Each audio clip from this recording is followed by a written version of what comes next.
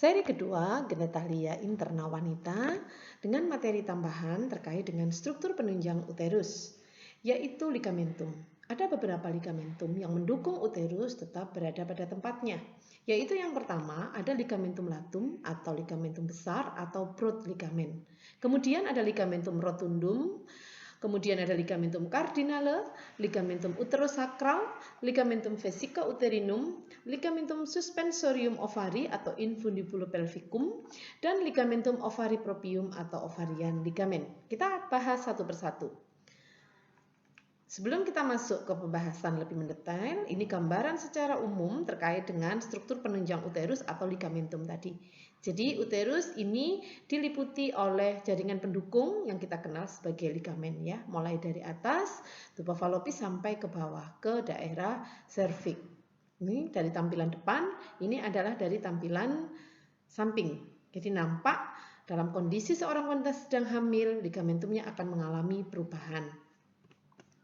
Yang pertama, yaitu ligamentum latum atau broad ligament. Di mana ligamentum latum? Ini ada keterangannya, broad ligament. Ini keseluruhan ini adalah ligamentum latum.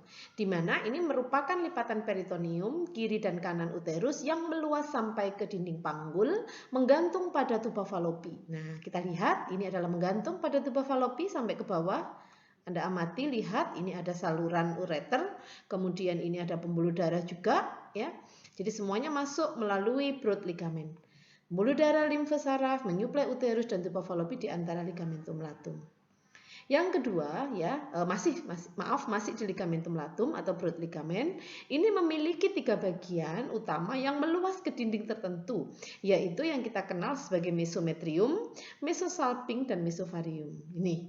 Jadi ini ada bagian yang kuning, ini adalah mesometrium. Baik. Bagian yang biru ini adalah mesovarium karena ini berdekatan dengan ovarium, dan yang hijau adalah mesosalping karena berdekatan dengan salping atau tuba falopi. Ruang jaringan ikat di antara dua lapisan peritoneum dari ligamentum latum ini dikenal secara klinis sebagai parametrium. Jadi di ligamentum latum ini ya ada jaringan ikat. Nah, ini yang dikenal sebagai parametrium. Jadi hati-hati dalam membedakan penamaan istilah anatomi karena ada istilah parametrium, ada istilah perimetrium dan istilah perineum. Itu adalah 3 organ yang sangat berbeda. Yang kedua yaitu ligamentum rotundum atau round ligament. Rotundum, round ligament. Apa round ligament itu? Round itu bundar ya, jadi dikenal juga sebagai ligamentum bundar. Jadi posisi ini berada di mana? Round ligament ini berada ya dari kaudal, dari insersi tuba, ini tuba falopi dekat dengan tuba, lihat ya, menuju ke kanalis inguinalis, lipatan paha, sampai ke labia mayora. Nah, fungsinya adalah untuk menahan uterus dalam posisi antofleksi, ke depan, ke bawah ya. Jadi posisinya dalam istilahnya itu posisi menghadap ke bawah. Ini adalah ligamentum rotundum. Perhatikan ini posisinya, ini juga sama ligamentum rotundum. Oke.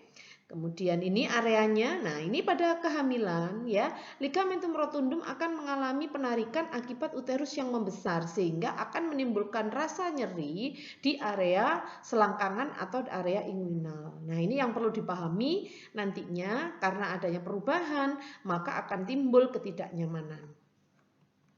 Berikutnya adalah ligamentum cardinale atau kita kenal sebagai ligamentum cervical. Kenapa dikatakan cervical? Karena posisinya setinggi serviks.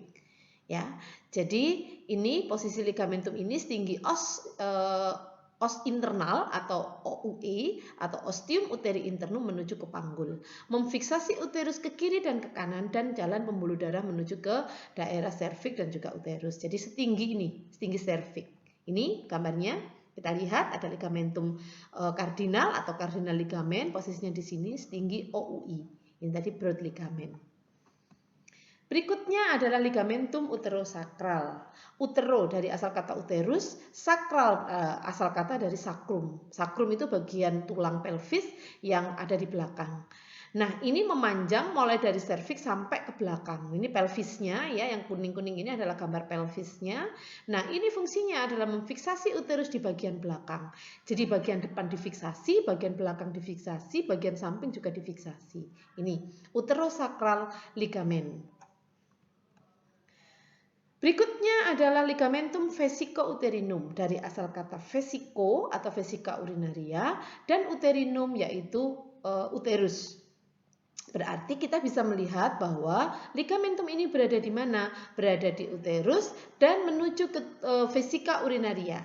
Ya, ini lokasinya, ini vesica urinarianya, ini uterusnya. Anda amati bagian yang putih-putih inilah yang dikenal sebagai ligamen atau ligamentum tadi. Jadi semuanya berada pada posisinya untuk menahan uterus supaya tetap stabil.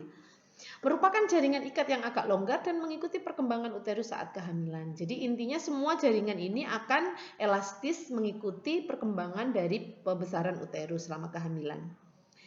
Nomor 6 yaitu ligamentum suspensorium ovari atau infundibulo pelvicum. Ini Anda lihat dalam kalau bahasa Inggrisnya adalah suspensory ligament ini, di mana ini lokasinya adalah dari infundibulum, ini infundibulum, dan ovarium, ini ovarium meluas sampai ke dinding panggul. Nah, ini adalah ligamentum suspensorium ovari dan menggantung uterus ke dinding panggul ya. Ini ya, menggantung uterus ke dinding panggul.